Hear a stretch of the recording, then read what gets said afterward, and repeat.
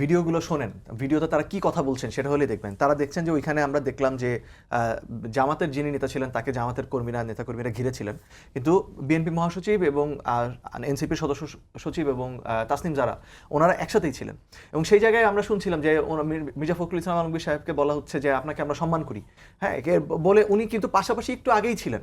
কিন্তু আক্তার হোসেনকে বলা হচ্ছে যে উনি স্বাধীনতা বিরোধী, উনি রাজাকার, মানে জুলাই সন্ত্রাসী, মানে মূল শব্দটা হচ্ছে জুলাই সন্ত্রাসী। মানে জুলাইটা যে আওয়ামী লীগের কাছে একটা সন্ত্রাস, বাংলাদেশের মানুষের মুক্তির লড়াইটা যে আসলে তাদের কাছে সন্ত্রাসী একটা কর্মকাণ্ড, এবং তারা যে এক ধরনের ডিনায়ালে ভুগছে, এখনো তাদের মধ্যে কোনো অনুশোচনা নেই।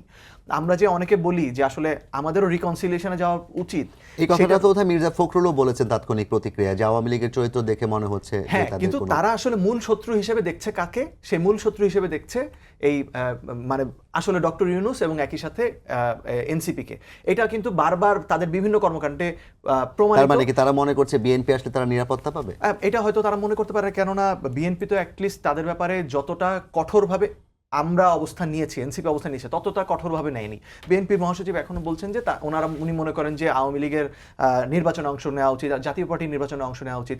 সেটা বলার আগে যদি উনি বলতেন যে তাদের বিচার সম্পন্ন করে তাদের নেতাকর্মী যারা অপরাধী রয়েছে তাদের বাদে একটা আওয়ামী লীগ যদি রিকনসিলিয়েশনের মাধ্যমে নিজেরা দোষ স্বীকার করে জাতির কাছে ক্ষমা চেয়ে তারপরে আসে, তারপরে উনি এই গণতান্ত্রিক প্রক্রিয়ার কথা বলতেন, তাহলে ঠিক ছিল। কিন্তু যেহেতু এত কিছু না বলে ডিরেক্ট উনি বলছেন যে ওদের নির্বাচনে অংশ নেওয়া উচিত, এটা তো হয়তো আওয়ামী লীগের মধ্যে এক ধরনের আশা দিয়েছে যে আসলে মুশফিক আপনার কাছে আবার